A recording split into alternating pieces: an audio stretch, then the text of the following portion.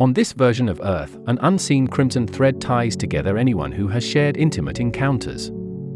These lines remain invisible to everyone except Han Yoon-hee. One early morning, muffled commotion reaches her ears.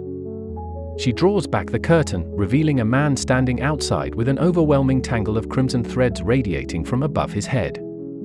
He's attempting to coax a teenage girl, who bears just a single strand, into his car. But the girl's expression is sharp with anger, and she bolts from him.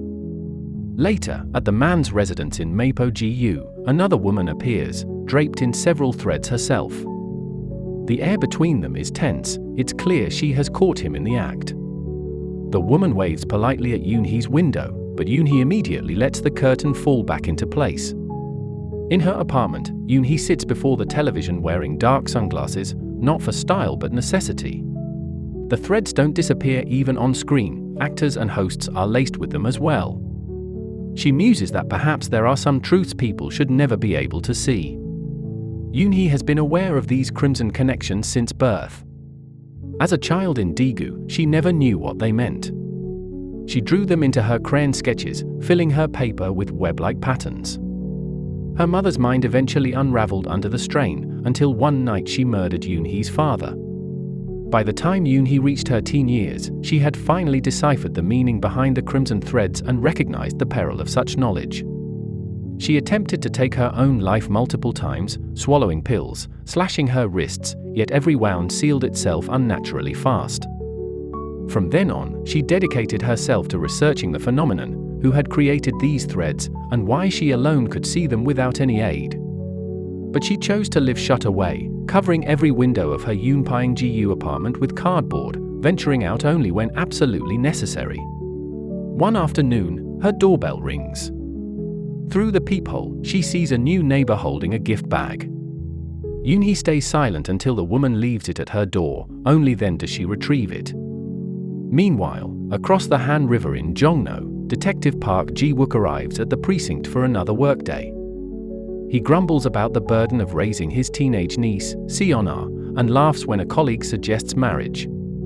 During a break, Ji-wook slips into the archives with a female co-worker.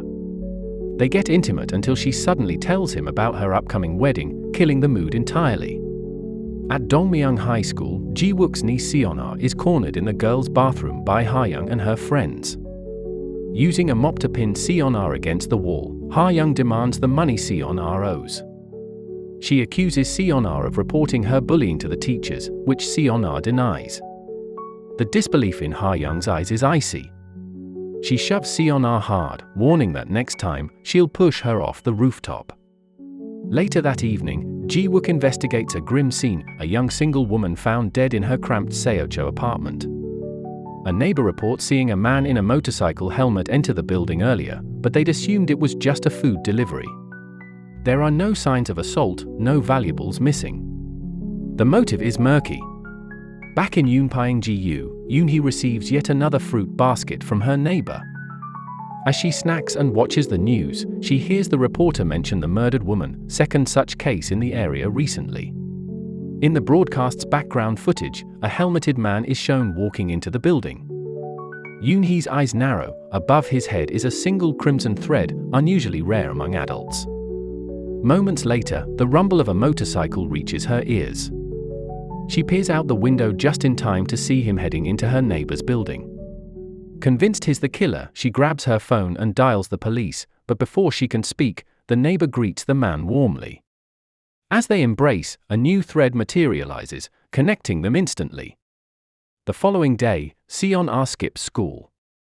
Her bullies break into her locker and find an embarrassing note. At home, she asks Ji-wook for money without explaining why. He notices bruises blooming on her arms, but she dodges his questions. Stepping onto his balcony for a smoke, Ji-wook spots the peculiar cardboard-covered windows across the street. Before he can ponder it further, his phone rings. His co-worker reports that a call came in last night from someone reporting a helmeted man, but the caller hung up. They trace the number. It belongs to the cardboard apartment. Ji-wook heads over. Through the peephole, Yoon-hee sees him and the hundreds of crimson threads above his head. She refuses to open the door.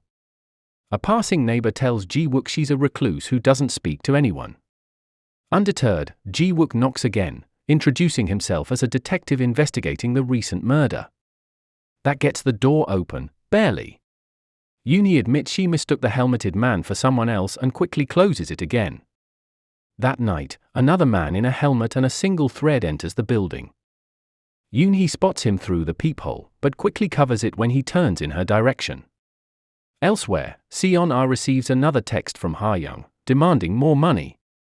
Desperation gnaws at her.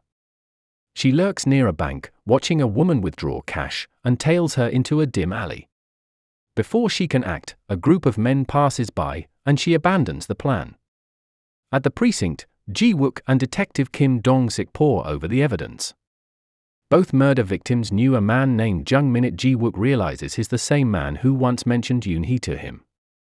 Before he can follow up, Ji-wook is called to a nursing home. His senile father has been found wandering dangerously close to the roof's edge.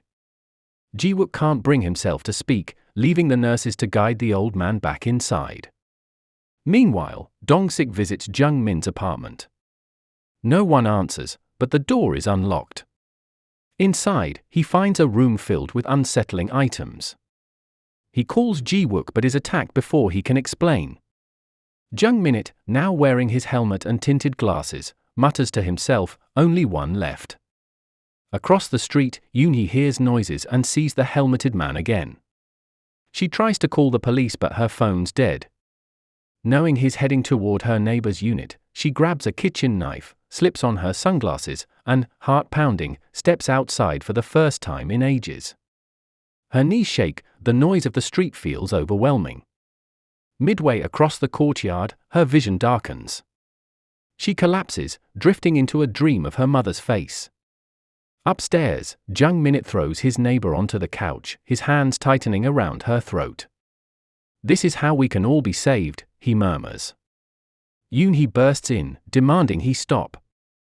He wrenches the knife from her and plunges it into her side before returning to his victim. She kicks at him, knocking off his glasses.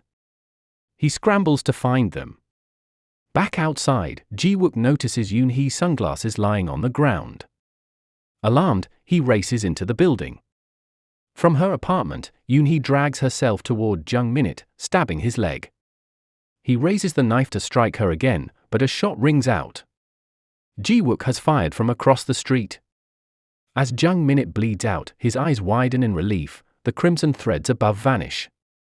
While paramedics tend to Yoon-hee, she recalls his frantic search for the glasses. Could they be the source of this strange sight? Ji-wook tries to speak to her, but Seon-ah arrives, recognizing Yoon-hee instantly. Later, Seon-ah tells her uncle she went to middle school with Yoon-hee, recounting the day her mother killed her father before disappearing. Meanwhile, Yoon-hee reflects that for the first time, her cursed vision has actually saved someone's life. That's when she gets a message from a blocked number: "I can see what you see. Meet me at Dongmyung High School."